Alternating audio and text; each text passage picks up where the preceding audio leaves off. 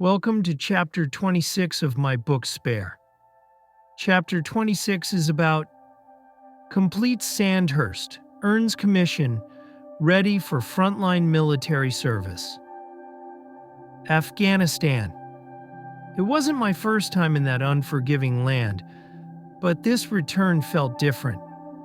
My first tour, I'd been a forward air controller on the ground, guiding in airstrikes and watching the sky rain fire. Now I was coming back as an Apache pilot, part of the Army Air Corps. I'd spent years preparing for this. I knew the Apache inside and out, but preparation doesn't erase the truth. The moment you land in a combat zone, you're in the game, and the stakes are life and death. Before we flew out, there were the endless briefings, intelligence updates, and weapons checks. We studied maps of Helmand Province, memorized call signs, and reviewed our engagement rules again and again. The Apache wasn't just a helicopter, it was a weapon platform with teeth. Hellfire missiles, rockets, a 30mm chain gun. It could defend troops, destroy enemy positions, or rescue pinned-down patrols in minutes. Out there, she'd be our lifeline. Camp Bastion rose from the desert like a mirage.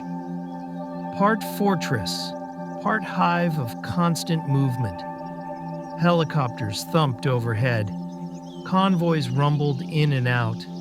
The air carried the smell of jet fuel, sand, and something you could never quite name.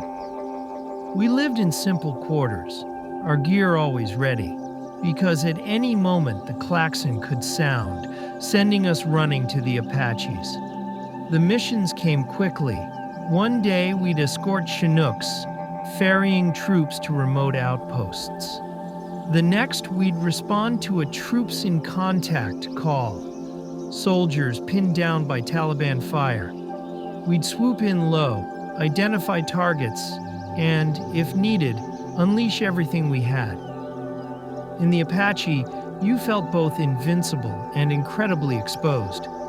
The smallest mistake could cost lives, yours or theirs.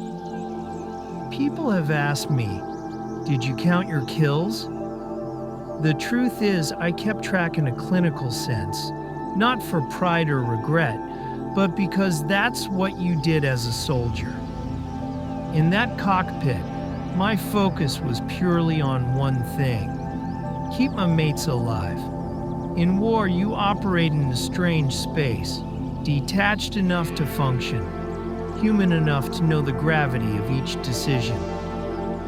Out there, in the heat and the dust, stripped of titles and ceremony, I wasn't Prince Harry. I was simply Captain Wales, an Apache pilot doing his job. And for all the danger, the fear, and the weight of it, I felt I truly belonged. My name is Harry, and this is still my truth. Please subscribe to We Love Royal Family for more about Royal Family. Thank you for watching.